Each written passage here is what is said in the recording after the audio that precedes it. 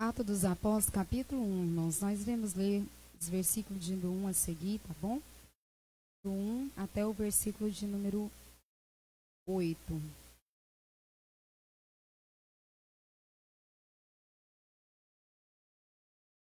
Estou aqui lembrando da irmã Betânia. Olha a irmã Betânia. A gente treme mesmo.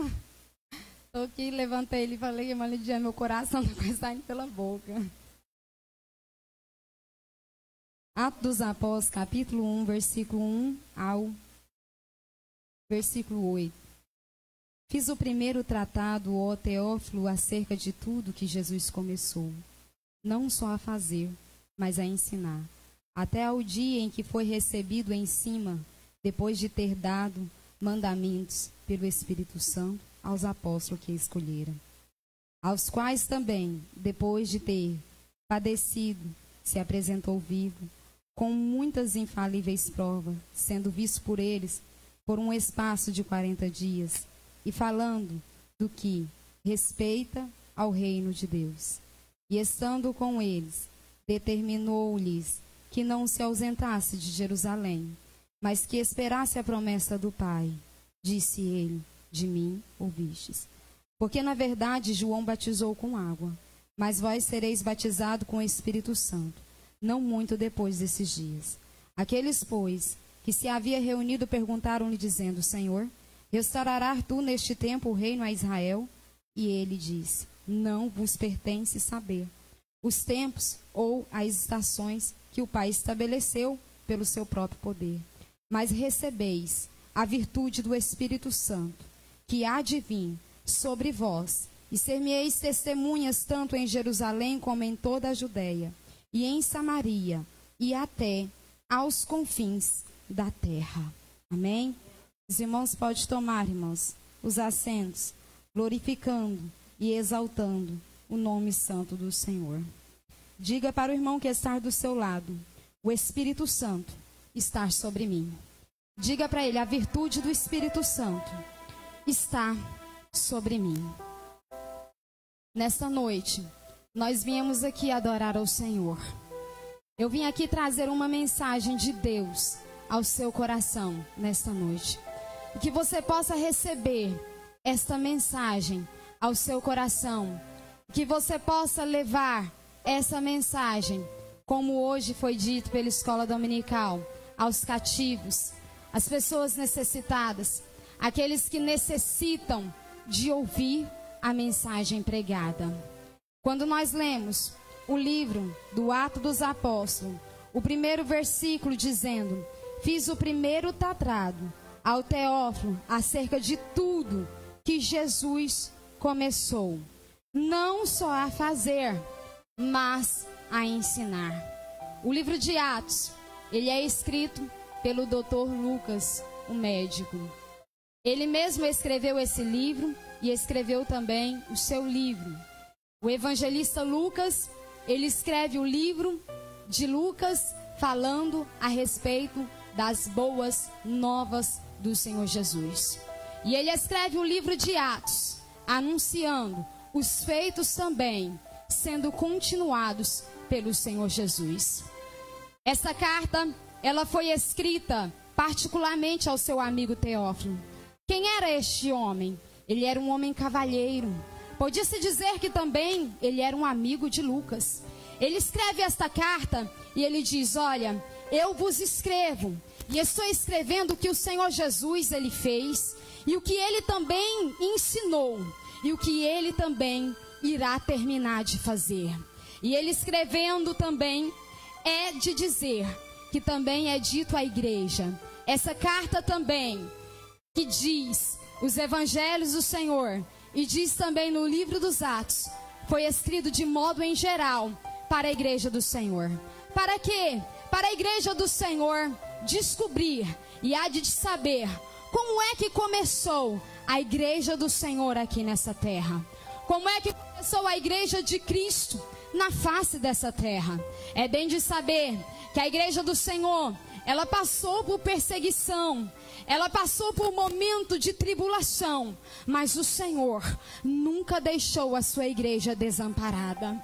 ela nunca deixou o seu povo sozinho, nunca deixou o seu povo aflito, nunca deixou o seu povo ficar desapercebido e também nunca deixou o seu povo ficar na miséria. Ele sempre socorreu as viúvas, socorreu aqueles que estavam padecendo, socorreu os necessitados. Ele sempre estava dando uma mão amiga. O médico Lucas, escrevendo o livro de Atos, e ele diz: até o dia em que foi recebido em cima, depois de ter dado mandamentos pelo Espírito Santo aos apóstolos que acolheram. Mas, em modo geral também, ele dizendo para a igreja, relatando todas as coisas que o Senhor Jesus lhe fizera. Em Atos, a gente vê o que Jesus, ele continuou a fazer a respeito dos seus milagres, suas operações divinas, salvação, libertação, transformação. Ele estava continuando a fazer. Já no livro dos evangelhos, evangelista Lucas, evangelista Marcos, Mateus, a gente vê o próprio Senhor Jesus com uma voz de autoridade, muitas das vezes, e muitas vezes com a voz mansa. Ele dizia: vê, a tua fé te salvou. Levanta e anda. Toma o teu leito e anda. Toma a tua cama e anda. Vai, mostra ao sacerdote. Agora vocês estão limpos. Muitos chegaram até ele pedindo a ele socorro. E ele sempre dava o socorro que as pessoas estavam precisando naquele momento. Livro do Atos, e o Espírito disse. A gente vê os apóstolos agora sendo impulsionado e sendo verdadeiramente usado pelo Espírito Santo de Deus. Eles realizavam sinais de prodígios e milagres, mas eles diziam: e o Espírito do Senhor disse, em nome de Jesus o Nazareno, em nome do Senhor Jesus. Eles sempre estavam dizendo pelo nome do Senhor Jesus.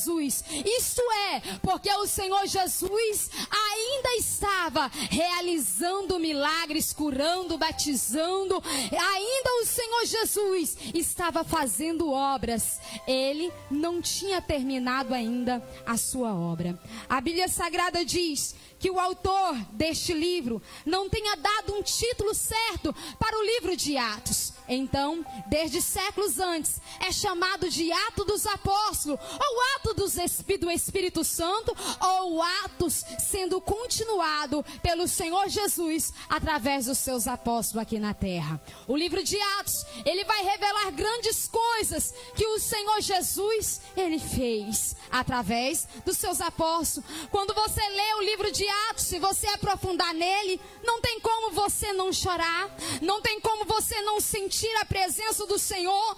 Quando você ver um ato do Espírito Santo, a qual muito antes ele disse: olha, eu vou para o Pai, mas eu vou enviar o meu Espírito Santo, o Consolador, para consolar a vida de vocês. Olha, eu vou para o meu Pai, mas eu não vou deixar vocês órfãos, eu não vou deixar vocês sozinhos, eu estarei com vocês, eu vou estar com vocês em todos os momentos da vida de vocês. Se vocês me buscar, se vocês interceder, se vocês me clamar, se vocês orar, eu vou ouvir a voz de vocês, aonde quer que vocês estiver, eu ouvirei a voz dos meus filhos, do sal do céu, a destra do meu Pai, eu estarei assentado, mas eu não deixarei o meu povo sozinho.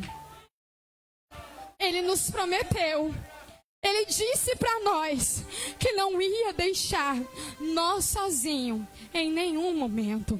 E a Bíblia Sagrada, quando a gente vê o livro sendo escrito, e ele dizendo, e estando com eles, determinou que eles não se ausentassem de Jerusalém, que eles ficassem lá, até que do alto eles fossem revestidos de poder. eles fossem revestidos de autoridade, eles fossem revestidos de uma graça tão tamanha, a qual eles ainda não tinham visto. Porque quando eles estavam com o Senhor Jesus, eles viam o Senhor Jesus realizando grandes obras, grandes maravilhas, mas eles ainda não tinham visto tal coisa como em Atos dos Apóstolos, no seu capítulo de 2. A gente vê a Bíblia Sagrada, no livro de Atos, trazendo a narração do início da igreja. E é interessante que o evangelista Lucas, o médico, ele diz a respeito, apresentando o servo João. Ele apresenta o seu nascimento e ele diz como é que foi o nascimento deste homem. Sua mãe era estéril, seu pai já era em idade. E um dia, no templo, ali, a Bíblia Sagrada vai dizer que o anjo do Senhor aparece para o seu pai Zacarias e diz assim para ele: olha, eu ouvi a tua oração e eu vou dar um filho a você. E você vai colocar o nome do seu filho de João. Quando ele diz essa palavra para Zacarias, o seu pai, Zacarias então fala com ele: olha, como é que eu vou saber que isto vai acontecer? Naquele momento, a Bíblia diz que o anjo deixou ele mudo. Ele não pôde falar até o dia do nascimento do seu filho João. A Bíblia Sagrada vai narrar a história dizendo que quando estava chegando perto do nascimento de João o Batista, a Bíblia diz que os vizinhos vieram, a vizinhança vieram a alegrar-se com a sua mãe. E quando eles vieram alegrar com sua mãe, elas começaram a dizer com ela: como é que nós vamos chamar esta criança? Ela então começou a dizer: vai se chamar João. E eles começaram a indagar e a dizer: não tem como ele chamar João, não tem ninguém da família que chama João. Como é que a gente vai fazer? Vai colocar o nome dele de João? Não procede essa linhagem. Quando eles começaram a fazer essa interrogativa, eles então começaram: vai até o pai, chama o pai, pergunta a ele como é que vai chamar o filho dele. Mas ele estava mudo. O anjo do Senhor havia feito ele ficar mudo até o dia do nascimento daquela criança. E a Bíblia Sagrada diz que então eles entregam uma tabinha de madeira para ele e diz: escreve qual vai ser o nome do teu filho. Eu acho isso tão interessante, porque no dia que o anjo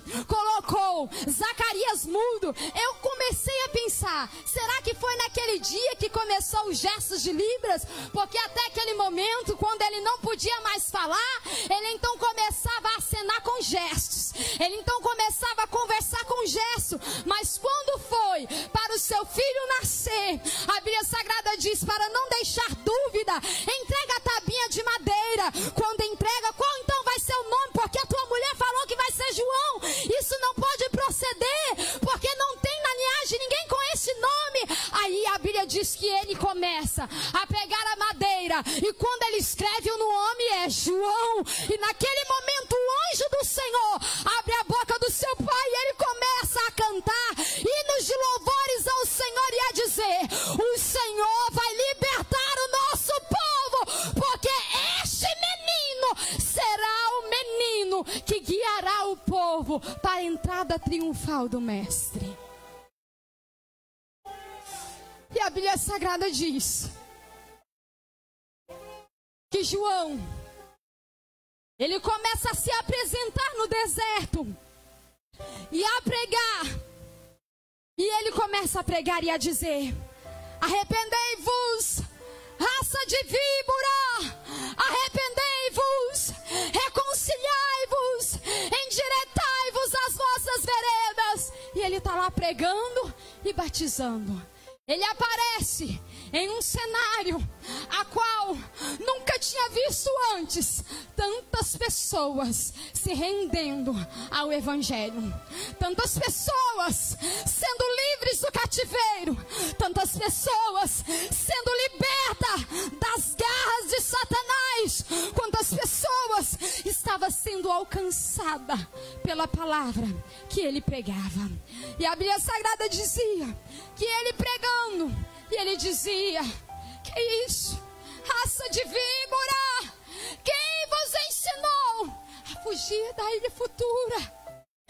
Naquele momento, ele estava dizendo aquilo para os escribas e os fariseus, que ficava lá no meio, todo bem vestido, só reparando e observando, para levar até o rei, para contar o que é que estava acontecendo. E quando eles levavam a notícia, olha, o homem está crescendo. O homem está falando de um tal Jesus que vai vir. Olha, o poder está acabando teu. Este homem vai tomar o poder. Este homem vai tomar o governo. Temos que tomar cuidado com esse homem. Esse homem, ele continua pregando. Esse homem, ele prega nos montes. Esse homem, ele prega no deserto. Esse homem, ele prega na beira dos rios. Olha, tem multidão seguindo ele. Quanto mais vezes a gente vai, a multidão, ela se aumenta. A multidão, ela se multiplica, mais vidas estão sendo alcançadas. Eles começam a ficar preocupados, e enquanto estão preocupados, a Bíblia Sagrada diz que vem um homem apresentar-se perante ele. Ele estava batizando lá no deserto, e vem aquele vem caminhando, e ele diz: olha lá, meu povo, esse que vem aí é aquele a qual eu vos tenho falado. Estou apresentando hoje o Cordeiro que tira o pecado do mundo, porque eu batizo com água, mas esse aí que está vindo aí batizará com o Espírito Santo e com fogo.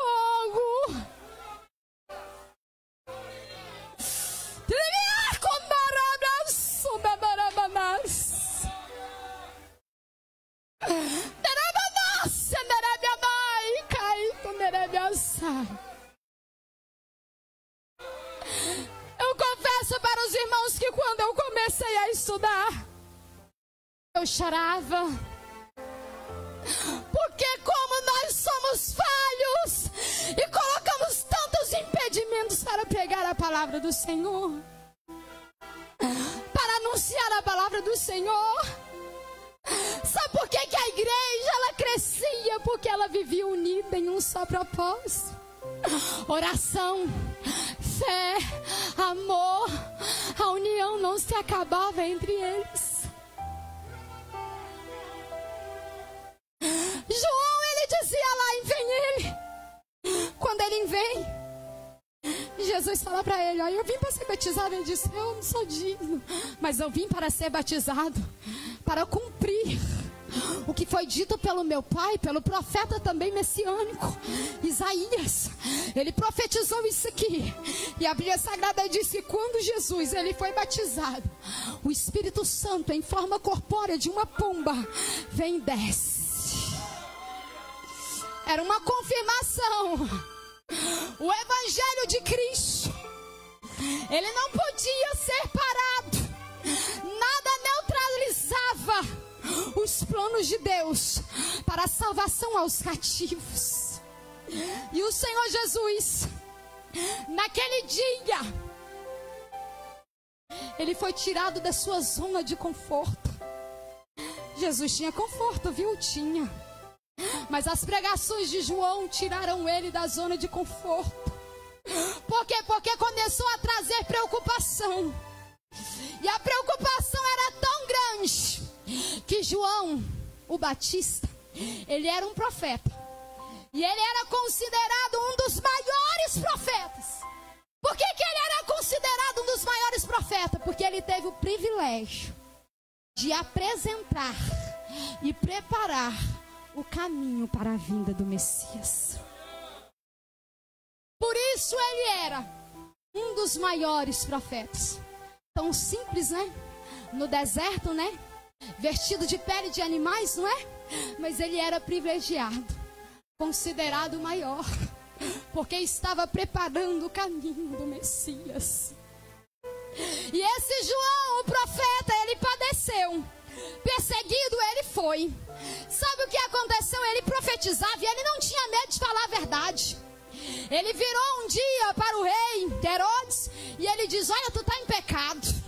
Quando ele diz e ele apontou o pecado de Herodes, a mulher dele ficou enfurecida. Tão enfurecida, e a perseguição começou. Sabe o que aconteceu? Um dia, em uma festa de aniversário do rei, a Herodias, ela prepara e ela arma tudo. A sua filha Salomé, ela era uma menina muito linda, atraente. Ela era uma jovem bonita. Ela tinha uma beleza que quando ela passava, ela encantava os reis. Por onde ela passava, ela encantava os escravos. Por onde ela passava, os outros olhavam, porque ela era uma mulher linda, ela era uma mulher bela. João estava preso e um dia a Bíblia Sagrada diz que a sua mãe, ela diz: olha, eu quero a morte daquele pregador, o João, eu quero a morte dele, e você vai fazer algo para mim. Tu vai dançar na presença do rei e tu vai seduzir ele, e quando ele te pedir algo, você vai pedir a cabeça dele. Veio a festa e a Bíblia Sagrada diz que então aqueles reis estavam em festa, eram reis de vários lugares, e a Bíblia diz que no momento da festa as bailarinas entram e uma delas vem entrando e ela vai dançando. O rei começa a ficar esbabacado e ela termina a sua dança, a Salomé, e quando ela termina a sua dança, o rei fala para ela: eu quero que você dança mais uma. E ela diz: não, eu não vou dançar mais uma. Então ele diz: que isso? Você pode pedir o que você quiser e eu te dou. Sua mãe dá uma olhada para ela e diz: pede. E ela diz: eu quero a cabeça de João Batista no prato. E a Bíblia Sagrada diz que aquele João que pregava o evangelho, pregava Cristo, a Bíblia diz que aquela mulher Herodias e a Salomé foi cúmplice da morte dele. A Bíblia diz que então começou a apresentar a cabeça daquele pregador em um prato, aquele que pregava o Cristo, aquele que dizia: eis o Cordeiro que tira o pecado do mundo. Nesse momento a perseguição à igreja, ela começou. Eles começaram a perseguir, começaram a matar pessoas, começaram a matar crianças. Por quê? Porque eles queriam ser maiores, eles não aceitavam, queria ver as pessoas presas, cativas, pagando os impostos ao dobro, escravizadas. As pessoas não tinham vida. Mas enquanto eles perseguiam a igreja de Cristo, tentando acabar com a base da igreja, Jesus Cristo, ele agora aparece curando. E aonde ele vai, o cego, ele clamava: Jesus, filho de Davi, tem misericórdia de mim. Jesus ia lá e curava, tentava acabar com a base da igreja, mas o Senhor Jesus, por onde ele passava, ele fazia paralítico andar, e o evangelho do Senhor continuava sendo pregado. Por quê? Porque eram os discípulos, eles também começaram a anunciar o evangelho do Senhor. E de todo jeito, eles tentaram acabar com a base da igreja, mataram João, o pregador. E agora a Bíblia Sagrada diz que eles prendem o mestre, o Senhor Jesus Cristo, prega ele em uma cruz. O que ele fez para padecer dessa maneira? O que ele fez para colocar sobre eles uma coroa de espinhos? O que ele fez para cuspirem em seu rosto? O que ele fez para eles zombar dele, pregar uma placa em cima da cabeça e dizer: ei dos judeus, o que eles fez? O que foi que ele fez para ele receber tanta zombaria, tanta crítica, tanta humilhação? O que foi que ele fez? E eles tentando acabar com a base da igreja de Cristo. Mas a Bíblia Sagrada diz que na cruz o Senhor Jesus, ele começa a dizer: Eli, Eli, lama sabachthani. Isso quer dizer, a agonia que ele estava sentindo no momento, ele começou a dizer: Deus meu,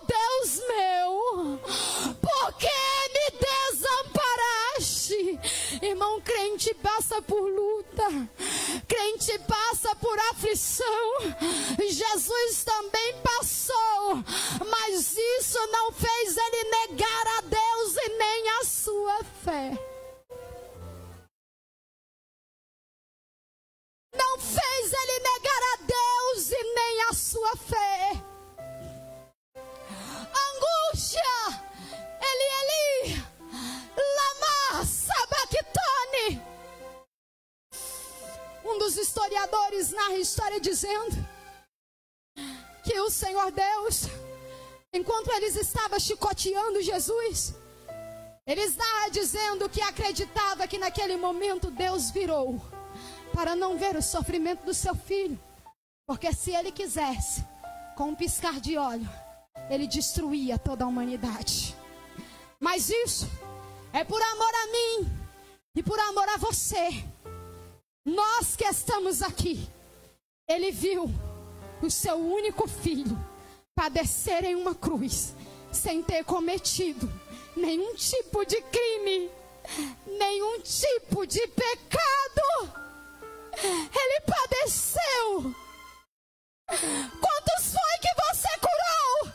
Ninguém. Jesus curou todos. Ele clamava.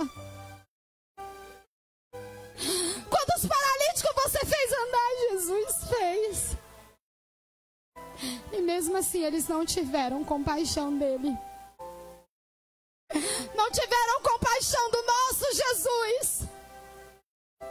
E naquele dia, o Senhor Jesus na cruz de braços abertos, ele diz: Pai, está consumado.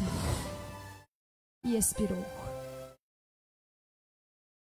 Quando ele expirou, tudo começou a ficar negro. Raios, relâmpagos e trovões. Um dos soldados vem e pega a lança. Eles queriam quebrar as pernas do Senhor Jesus, mas não deu-se o tempo e não podia, eles então furaram o seu lado.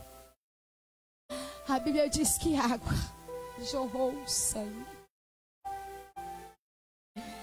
E naquele momento eles pensaram: agora acabamos com a base da igreja. Matamos João e agora matamos o Cristo.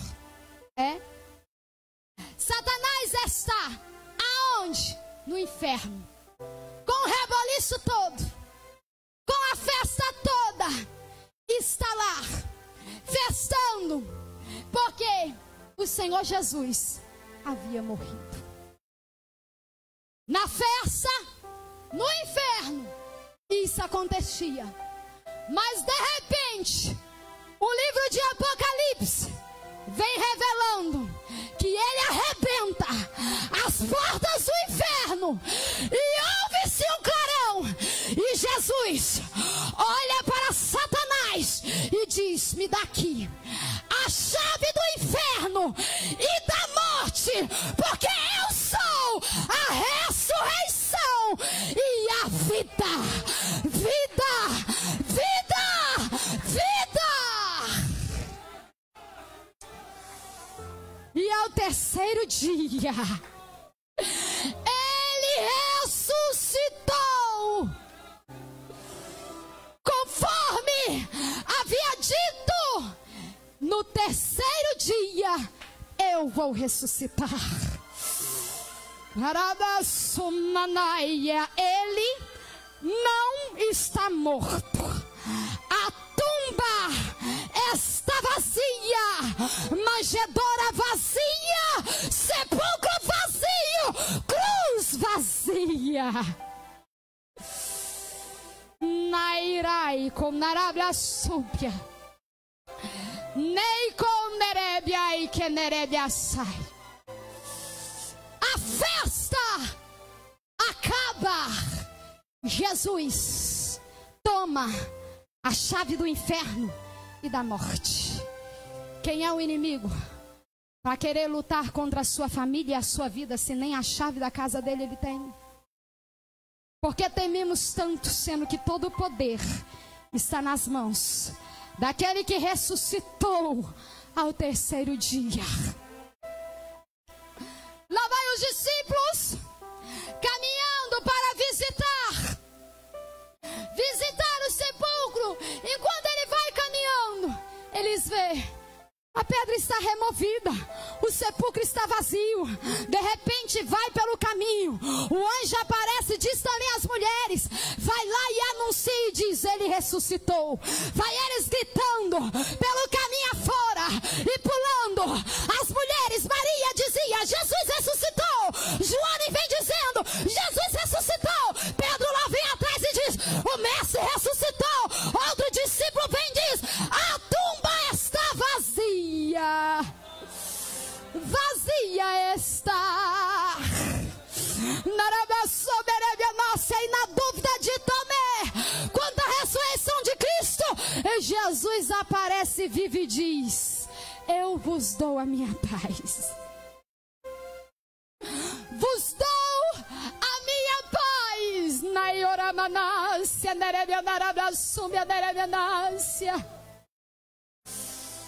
E enquanto isso, a igreja do Senhor sendo perseguida, mas o legado do Senhor Jesus, a identidade, ela permaneceu.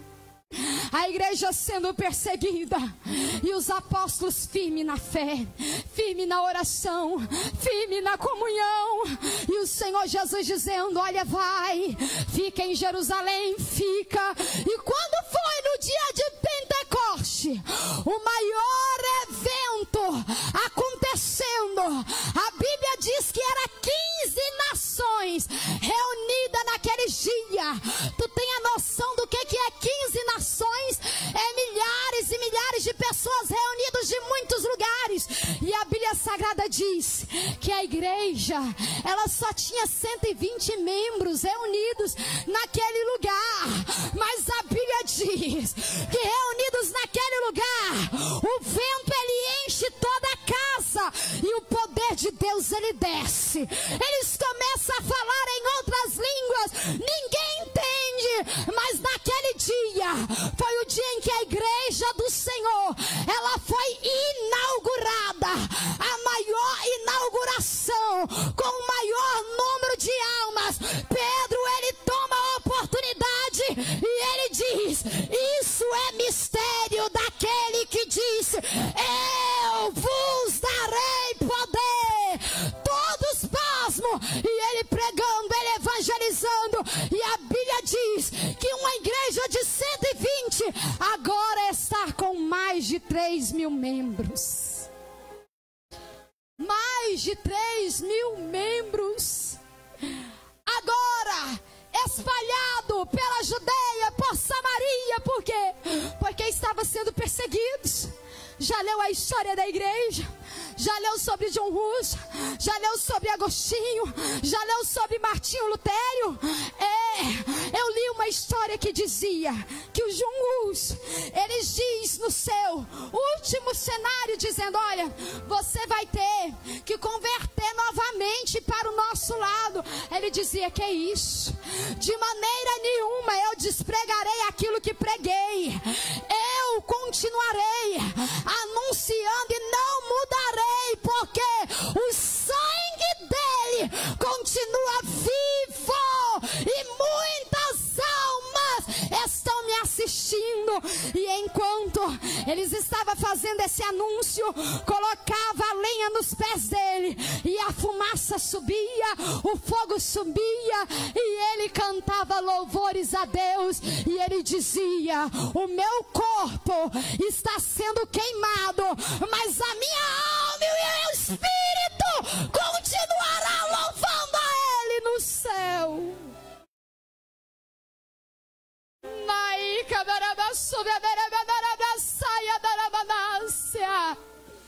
O meu espírito continuará louvando a ele. E o evangelho ele continua. Agora Estevão está também pregando. E eles vêm. Primeiro Marte. Mataram também Estevão. Mas ele olhava para o céu e ele dizia: eis que vejo os céus abertos. E eu vejo o Filho de Deus assentado. Eu vejo ele assentado à direita. Tem um trono lá e eu estou vendo. O Evangelho do Senhor continuou sendo anunciado até os confins da terra. Pedro e João, túmulo vazio, sobe ao templo, um mendigo, e lá pedindo a esmola, me dá, me dá, me dá. Ele chama a atenção dele e diz, olha para nós. Ninguém nunca tinha falado isso com aquele mendigo. Ninguém nunca diz, olha para nós. Sabe o que o povo fazia? Ele pegava, pedia sua esmola, o povo pegava e nem olhava. Pedro e João foi diferente. Olha para nós aqui. Nós não tem prata nem ouro, mas o que nós tem nós te dá, levanta e anda. Túmulo vazio, levanta e anda. Jesus, ele está vivo. Em Samaria, Atos 8:7. Porquanto os espíritos imundos abandonaram a muitos, aos berros, e grande número de paralíticos e aleijados eram curados. O que é isso? Túmulo vazio. Jesus não está lá. Ele está vivo entre nós. Ele continua fazendo atos através dos seus apóstolos. Seus apóstolos continuam o ministério. Atos 9:34. Então Pedro lhe afirmou a Enéas e disse, olha, Jesus Cristo está te curando nessa hora. Levanta e arruma a sua cama. E no mesmo instante, Enéas, ele se levantou. O que quer dizer isso? Túmulo vazio. Umas mulheres choravam e começavam a apresentar roupas e dizia, foi ela que fez, e agora não vai mais ajudar, não vai mais fazer. Olha aqui o que ela fazia. A Dorcas tinha morrido. Pedro faz uma oração e diz, Senhor, o Senhor está vivo. E Dorcas levanta para a honra e glória do Senhor. Agora ela não está mais morta. Isso é túmulo vazio. Atos capítulo 5, versículo 15. Era posto os doentes, os enfermos, paralíticos, muitas pessoas que eram acometidos de várias enfermidades. Eles pegavam as macas, as camas e colocavam no passeio. Para quê? Para que a sombra de Pedro passasse e a sua sombra, eles eram restaurados. O que é isso? Túmulo vazio. Jesus Cristo continua fazendo a sua obra. Atos 10, capítulo 10, versículo 46. Porquanto os ouvia se expressando em línguas estranhas, exaltando e glorificando o nome do Senhor. Línguas estranhas não pode parar no meio do povo de Deus.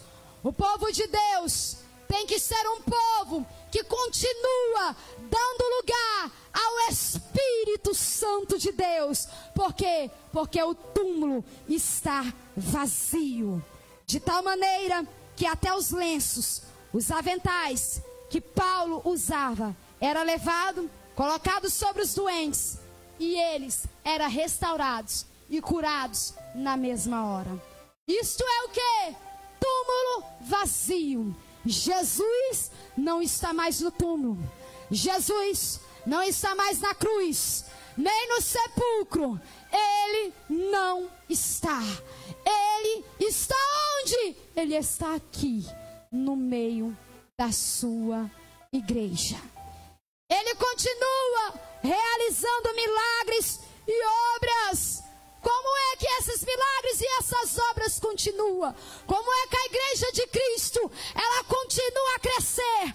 Como é que a igreja em Lagoa Grande, ela vai continuar a crescer? Se ela continuar na comunhão, se ela continuar na oração, se ela continuar na fé, se ela continuar adorando e exaltando Senhor, crendo que só Ele pode fazer, a igreja do Senhor, ela vai continuar a crescer.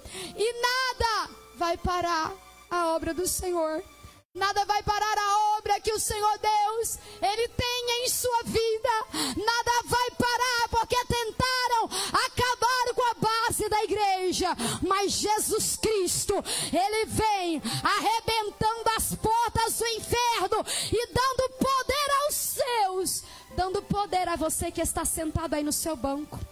A você que está com a sua boca caladinha e pensando, mas eu não tenho essa chamada, eu não tenho esse ministério. O Senhor Jesus, Ele te chama.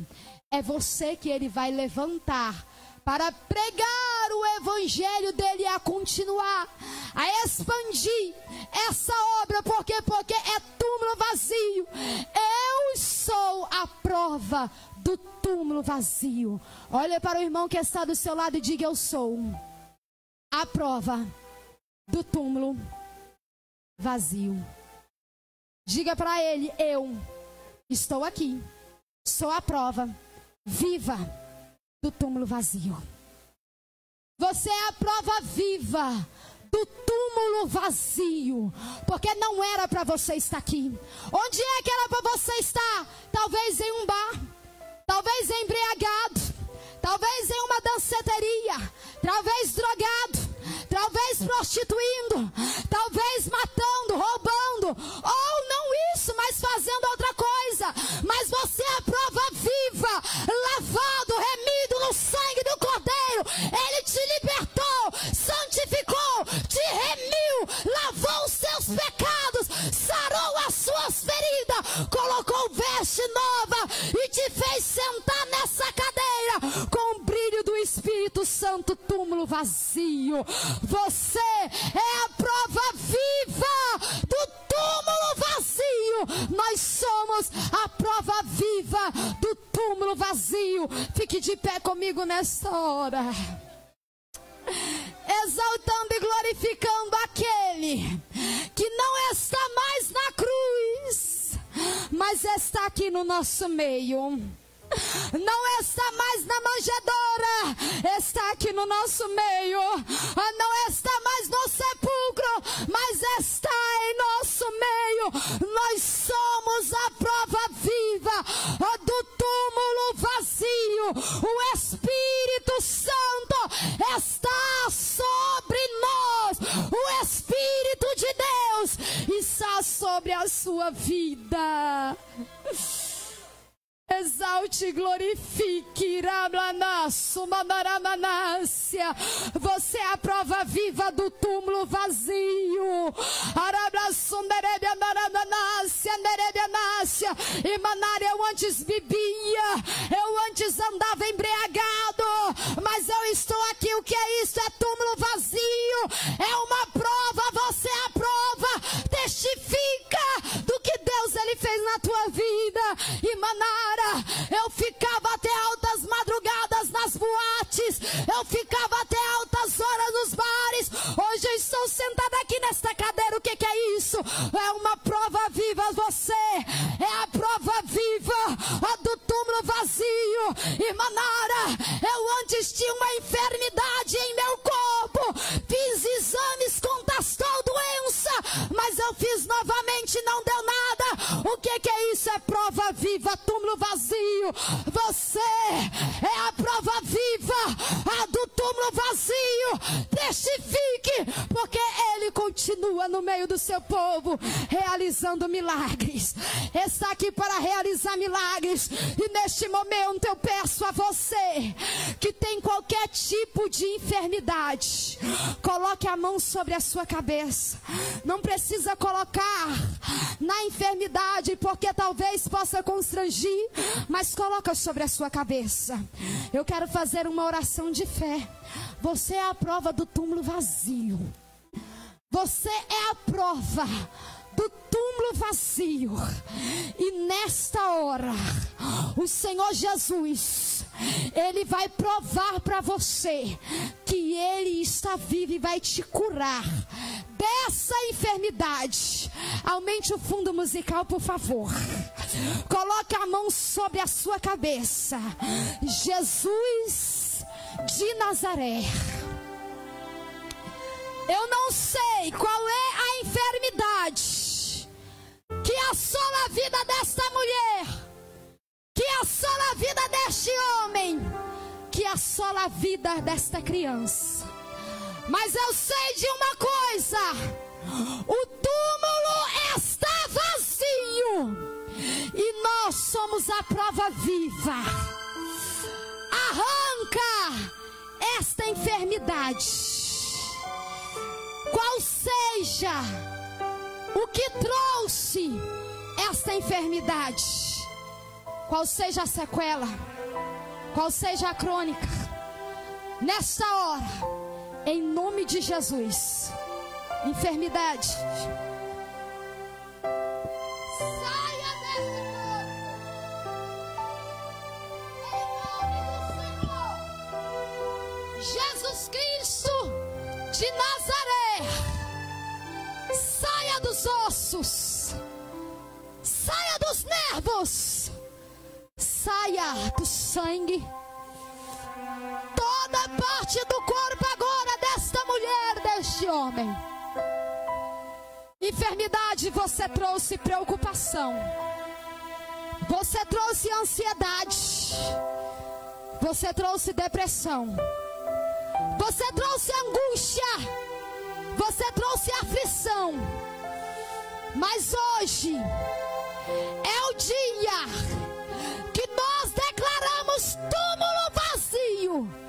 Pega toda esta consequência que você trouxe dessa enfermidade, vai embora.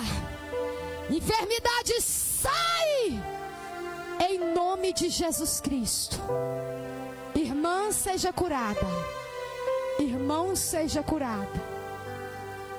Irmão, homem, mulheres, crianças, jovens, seja curado de toda enfermidade, porque o túmulo está vazio. Amém? Diga comigo: eu tomo posse da minha cura, em nome de Jesus. Amém? Deus abençoe.